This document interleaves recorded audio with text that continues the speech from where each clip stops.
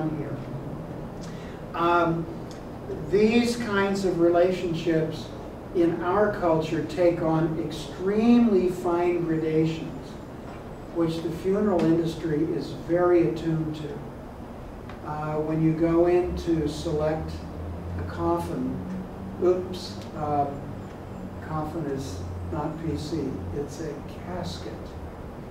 They don't like the word coffin anymore. To select a casket for grandma, they will suggest, well, what was grandma's interests?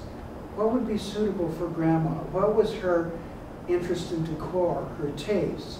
Ah, we have one just fine for that. It sells for just $10,500. Well, if you choke on $10,500, they've got you, probably. You'll go for it. Because the implication is, well, you wouldn't want to disappoint grandma, would you? You wouldn't want a pine box, would you?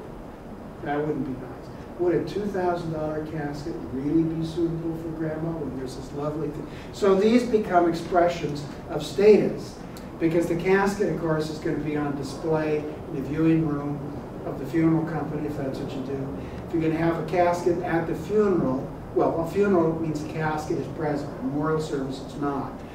Everybody's going to see the casket, and then, ooh, look at that nice one for grandma.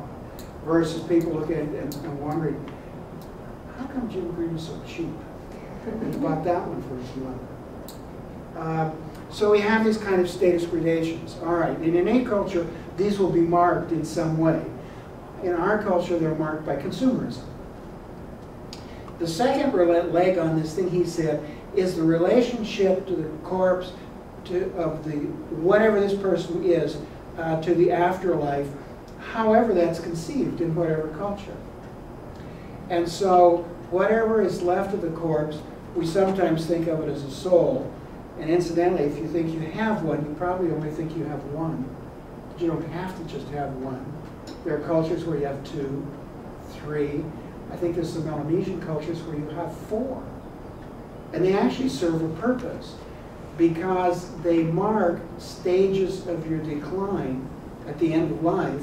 The whole community recognizes that, so that when your 4th soul substance leaves you, you're dead.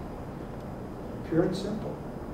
But that decline is marked by the departure of pieces of the soul or various souls that you have. So you don't have to be stuck with one if you feel bad about that. Although we stick with one just conventionally because of the kind of individualism, I suppose, we have in Western culture. I only have one personality. I'm not split personalities, not yet. So I only have one soul. I only need one. Well, the idea here then is that the soul makes a journey then from this life with the corpse, this is the second leg of the triangle here, to wherever the afterlife is. And one of the things that Hertz was very interested in was in, he did studies. He didn't actually go to Sarawak, which was then called Borneo. It's now Sarawak. He didn't actually go there. But he was very familiar with missionary reports, trader reports, reports of the Dutch government, because they were active in Indonesia, and descriptions of ceremonies that went on there. And for instance, he noted, in contrast to European practice, that in Sarawak, when the soul leaves the corpse and makes this passage to the afterlife, the soul goes up a river, or that is what he said. The soul goes up a river, but there are many tributaries coming in, which are really dead ends. And so the soul has to navigate some very tricky areas and make decisions about how to get to the headwaters. Because if the soul doesn't get up here to the headwaters, it doesn't make it in the afterlife, and then cannot become what a soul is supposed to become, an ancestor. You become ancestors. And ancestors, as the spirits of the afterlife, is very common, was very common, still is, I suppose, in parts of the world untouched by major religions, such as Christianity, Islam, Buddhism, Hinduism. Well, I'm not sure about Hinduism. but those kind of so-called world religions, which postulate a monotheistic God, or among the Greeks, say, the ancient Greeks, various kinds of gods who controlled nature, so controlled human fate and these kinds of things, gods of distinctive human-like personalities. But in many other cultures, these are ancestors. So the soul is to become an ancestor. The third relationship over here was the relationship to the survivors in the afterlife. Now this gets very interesting, even in our own culture.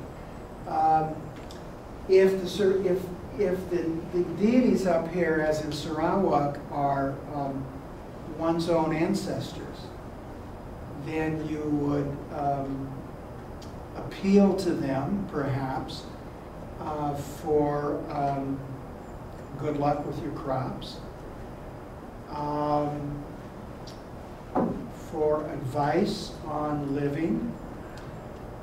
There's a group in central India in which it was thought that the dead on their way to the afterlife return. They get up there, but they also come back here on a regular basis and speak to the living for a period after death through shaman, who are usually women, and go into trance state. And they come back to settle up unfinished business, usually which involve disputes over property or slights that people imagine they receive from others. And these are communities that are pre-Hindu. They were the native peoples of that area before contemporary Hindu speakers ever moved in 3,000–4,000 years ago. They're still there, central India, called scheduled tribes. And at any time, any place, any day, in the corner of a house, in the middle of a field, at a corner of a road, one of these ancestor spirits who has a grievance could be waiting, and you had a sense it was there, and you'd run and get the shaman, shea person, shea woman, whatever, who would then go into a trance state and start translating for you what the ghost has on their mind. And it's usually a bone to pick with you of some kind. And what happens is, these are small villages, everybody knows everybody's business. All activity stops, everybody gathers around to hear what the spirit has to say to you. And sometimes it's to hear the spirit tell you off and what they think of you. Wow. Talk about washing your dirty linen in public. Even dying doesn't get rid of it. So you have this kind of relationship. Now I will tell you, things like that are going to go on in our own culture coming up this Memorial Day weekend. It is not uncommon in this country for people to visit graves of their loved ones and carry on a conversation with the deceased. There was a study that came out a couple of years ago in London cemeteries. It was done in London cemeteries, where the researchers, some sociologists, would see usually a lone person standing at a grave. And they go over to him and say, I'm so-and-so, I'm with the Department of Sociology, such and such. We're doing a survey of what brings people to cemeteries. I see you standing here. When you're done, could I meet you outside the cemetery? We have a talk about what brings you here. Surprisingly, most people said yes. It's been my experience too. When you're dealing with dying people or somebody just dead, families just open up to you in amazing sorts of ways. And so they interviewed people, and they discovered that many of the people they interviewed came to the cemetery usually for the first year after the death. And often these are women because their husbands died first. That's the pattern in the West. Who would come and carry on a conversation with the deceased husband. So this third leg here can be active for people even in our own culture. They would tell a deceased husband what's been going on. Did they sell a house? What did they sell it for? Have they had any trips lately? What's the weather been like? What are some of the other